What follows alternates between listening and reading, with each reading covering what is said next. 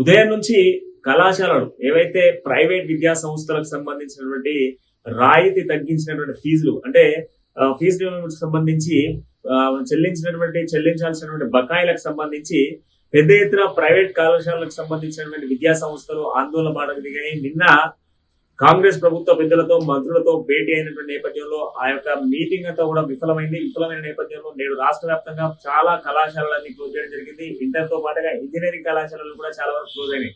And దాంతో పాటుగా చాలా మంది బంద్ ప్రకటించడం జరిగింది.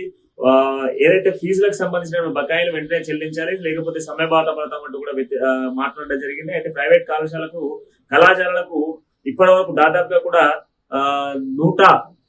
దాదాపు 1,200 కోట్ల రూపాయల బకాయిలు చెల్లించాల్సి ఉంది. అంతేకాకుండా కొన్ని డిమాండ్స్ కూడా ఉన్నాయి. దాదాపు ఈ యొక్క ఫీజు రాయితీలకు సంబంధించిన విషయంలో చాలా వరకు గత ప్రభుత్వంలో కూడా పెండింగ్ ఉన్నాయి. అండ్ దాంతో పాటు ఈ ప్రభుత్వంలో పెండింగ్ ఉన్నాయి. కంప్లీట్ గా పెండింగ్ ఉన్నటువంటి బకాయిలకు సంబంధించినటువంటి చెల్లింపులు చేయాలి అని చెప్పేసి అటు కళాశాలలకు సంబంధించిన యాజమాన్యాలన్నీ కూడా ఆందోళన బాటలు పడ్డ సిచ్యువేషన్స్ ఉన్నాయి. దానికి వాళ్ళకి మద్దతుగా కూడా చాలా పార్టీస్ కూడా నిలబడ్డ సిచ్యువేషన్స్ కూడా ఉన్నాయి. ప్రధానంగా ఫీజు రాయితీ విషయంలో చాలా మంది విద్యార్థులు కూడా ఇబ్బందులు పడ్డ సిచ్యువేషన్స్ కూడా ఉన్నాయి. దాదాపు ఆదివారం రాత్రి అంటే నిన్న రాత్రి 12:30 గంటల వరకు కూడా వీళ్ళ యొక్క డిమాండ్లకు సంబంధించినటువంటి చర్చలు ప్రభుత్వంతో కొనసాగిన సిచ్యువేషన్స్ ఉన్నాయి. ఆ తర్వాత జరిపినటువంటి సమావేశంలో విఫలం కనబడితే దాంతో ప్రధానంగా చర్చలకు విఫలం కావడంతో డిమాండ్ కు పిలుపునివ్వడం జరిగింది. కళాశాలలో బంద్కు పాటించడంతో పాటుగా విద్యా సంస్థలన్నీ కూడా మూసివేసిన సిచ్యువేషన్స్ ఉన్నాయి. ఈ నెల 21, 22 తేదీల్లో సుమారుగా 10 లక్షల విద్యార్థులతో కలిసి సుమారుగా ఒక 10 లక్షల మంది విద్యార్థులతో కలిసి హైదరాబాద్ లో మహాధర్నా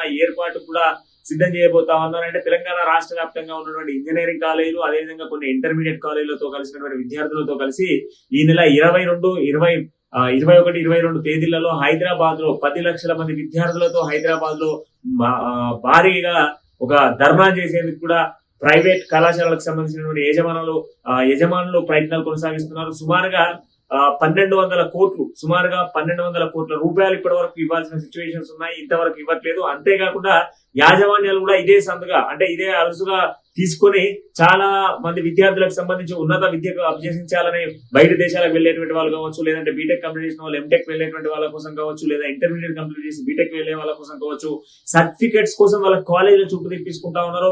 ఆ ఫీజు ఏదైతే ప్రభుత్వం చెల్లిస్తా అన్నటువంటి ఫీజు ఇంతవరకు చెల్లించకపోవడంతో తల్లిదండ్రులే వాళ్ళ విద్యార్థులకు సంబంధించిన ఫీజులు కట్టుకోవాల్సిన సిచ్యువేషన్స్ అయితే కనబడతా ఉన్నాయి.